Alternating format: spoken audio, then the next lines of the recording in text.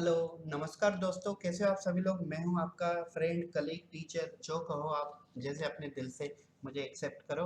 मैं हूं आपका फ्रेंड प्रोफेसर नीलेश आनंदवानी। और आज मैं आप सभी लोगों के सामने जो टॉपिक लेके आया हूं वो है types of a flower from the chapter number 5, morphology of a flowering plant, 11th standard CBSE.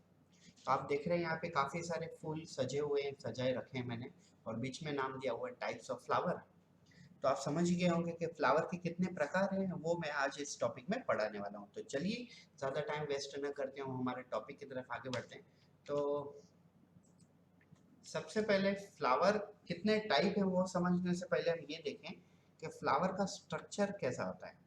ठीक है, तो let's discuss first structure of a flower. Generally, flower is the most attractful part of a plant body. Generally से conspicuous शब्द use करते हैं इसके लिए, conspicuous word is used. Flower is the most attractful part of a plant body just because it is a colored one and also produces variety of a fragrance which attract the human by eye catching, or you can say nose catching. Generally हमें flower की smell और उसका beautiful colour और उसके petals और sepal, इनकी arrangement काफ़ी हमें अट्रैक्ट करती है। Flower is generally made by the four important part. Female reproductive part is a carpel which is made by stigma, style, and ovary. Ovary is a fertile reproductive part because it store ovule. And then there is a male reproductive part called stamen, which have a anther and filament. And then there is a very important part of a flower, that is petal. Group of petal is called corolla, which produces which basically gives a different color, attract the number of pollinating agent. And then there is a green colored leaf like structure that's called sepal. Group of sepal is called calyx. हम flower के बारे में इस वक्त इतना detail में नहीं पढ़ेंगे क्योंकि हमारा टॉपिक फ्लावर नहीं है, हमारा टॉपिक है टाइप्स ऑफ फ्लावर। तो फ्लावर का जो डिटेल डिस्क्रिप्शन में ऊपर आई बटन में डाल दूंगा, इंफॉर्मेशन बटन में, तो आप वहां से देख सकते हो। ओके गाइस, तो हम चलिए देखते हैं टाइप्स ऑफ फ्लावर। तो ये देखिए, हमारे सामने तीन टाइप के फ्लावर है। फ्लावर चार हैं लेकिन टाइप इनके तीन है। ये पेरी गाइनस में आते हैं। तो चलिए अब देखते हैं हमने। Generally, flowers are divided into three most category.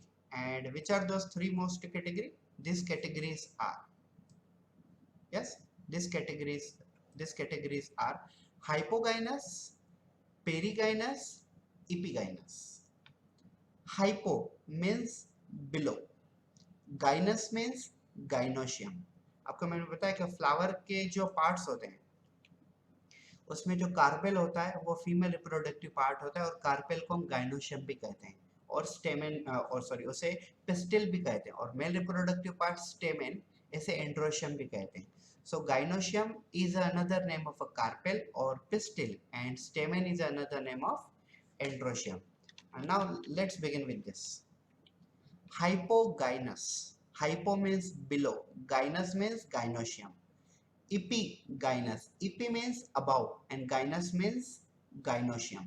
And perigynous. Peri means peripheral, central, and gynous means gynoecium. अब आप थोड़ा गेसिंग कर सकते हो इससे। देखो, hypogynous means below the gynoecium, epigynous means above the gynoecium, perigynous means surrounding to the gynoecium. So all the flowers are divided into almost three category: hypogynous, hypogynous, perigynous, and epigynous. Hypogynous, perigynous, and epigynous according to the arrangement of a ovary, compared to sepal, petal, and androecium. तो total flower में कितने parts हैं? एक है petals, एक है sepal, एक है एंड्रोशियम, और एक है गाइनोशियम। ये वाला दिख रहा है आपको, ये है गाइनोशियम, ये है androecium, mail reproductive part androecium, this is gynoecium. ये है फ्लावर के पेटल्स, मतलब पंखड़ियां उनके, और ये है ग्रीन कलर पार्ट सेपल। तो सबसे पहले हम फर्स्ट वन देखते हैं, hypogynous. Hypogynous is a type of a hypogynous is a type of a flower in which gynoecium is located above and all the other parts are coming from below the gynoecium.